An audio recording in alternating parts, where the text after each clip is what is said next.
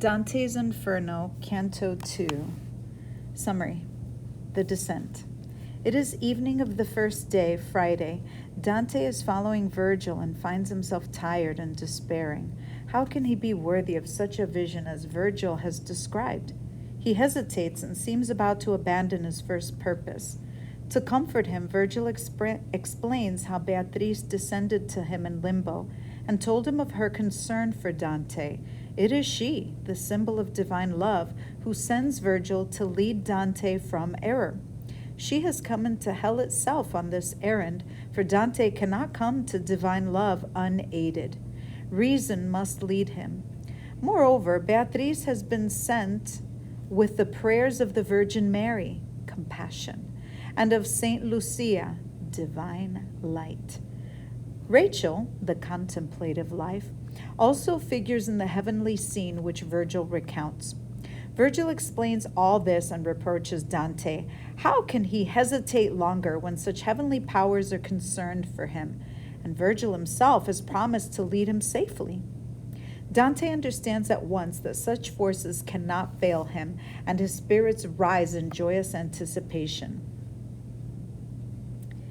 The light was departing. The brown air drew down all the earth's creatures, calling them to rest from their day roving, as I, one man alone, prepared myself to face the double war of the journey and the pity, which memory shall here set down, nor hesitate, nor err. O Muses, O high genius, be my aid. O memory, recorder of the vision, here shall your true nobility be displayed. Thus I began. Poet, you who must guide me, before you, trust me to that arduous passage. Look to me and through me. Can I be worthy? You sang of how the father of Silvius, while still in incorruptible flesh, won to that other world, crossing with mortal senses the immortal sill. But if the adversary of all evil, weighing his consequence and who and what should issue from him, treated him so well, that cannot seem unfitting to thinking men, since he was chosen father of Mother Rome and of her empire by God's will and token. Both, to speak strictly, were founded and foreknown as the established seat of holiness for the successors of great Peter's throne. In that quest which your verses celebrate, he learned those mysteries from which arose his victory and Rome's apostolate. There later came the chosen vessel Paul, bearing the confirmation of that faith, which is the one true door to life eternal. But I, how shall I dare? By whose permission? I am not Aeneas. I am not Paul. Who could believe me worthy of the vision? How then may I presume to this high quest and not fear my own brashness? You are wise and will grasp what my poor words can but suggest. As one who unwills what he wills, will stay strong purposes with feeble second thoughts until he spells all his first zeal away, so I hung back and balked on that dim coast till thinking had worn out my enterprise, so stout at starting and so early lost. I understand from your words and the look in your eyes, that shadow of magnificence answered me. Your soul is sunken in that cowardice that bears down many men, turning their course and resolution by imagined perils, as his own shadow turns the frightened horse. To free you of this dread, I will tell you all of why I came to you and what I heard when first I pitied you. I was a soul among the souls of limbo, when a lady so blessed and so beautiful, I prayed her to order and command my will, called to me. Her eyes were kindled from the lamps of heaven. Her voice reached through me, tender, sweet, and low, an angel's voice, a music of its own.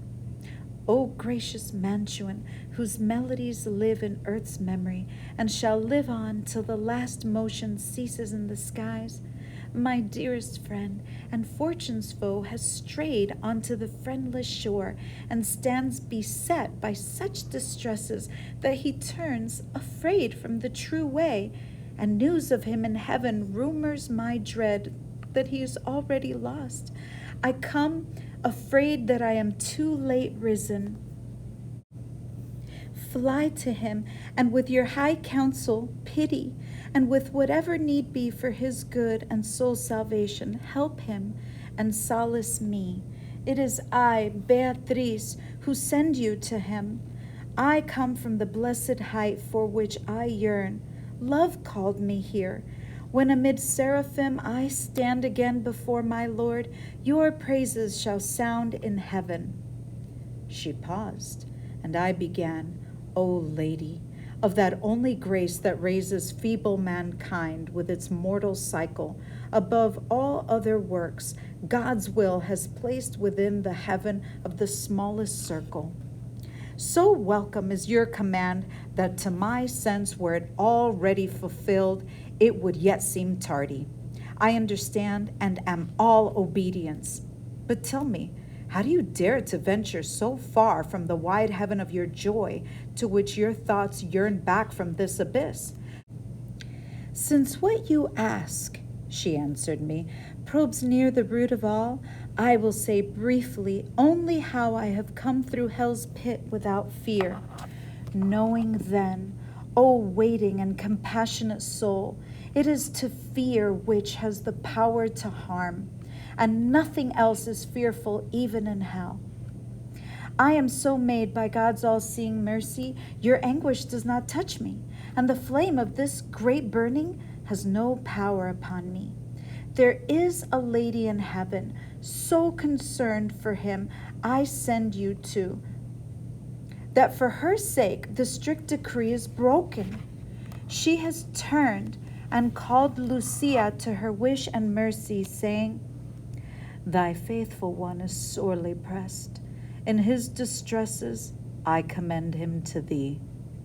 Lucia, that soul of light and foe of all cruelty, rose and came to me at once where I was sitting with the ancient Rachel, saying to me, Beatriz, true praise of God, why dost thou not help him who loved thee so, that for thy sake he left the vulgar crowd? Dost thou not hear his cries? Canst thou not see the death he wrestles with beside that river no ocean can surpass for rage and fury?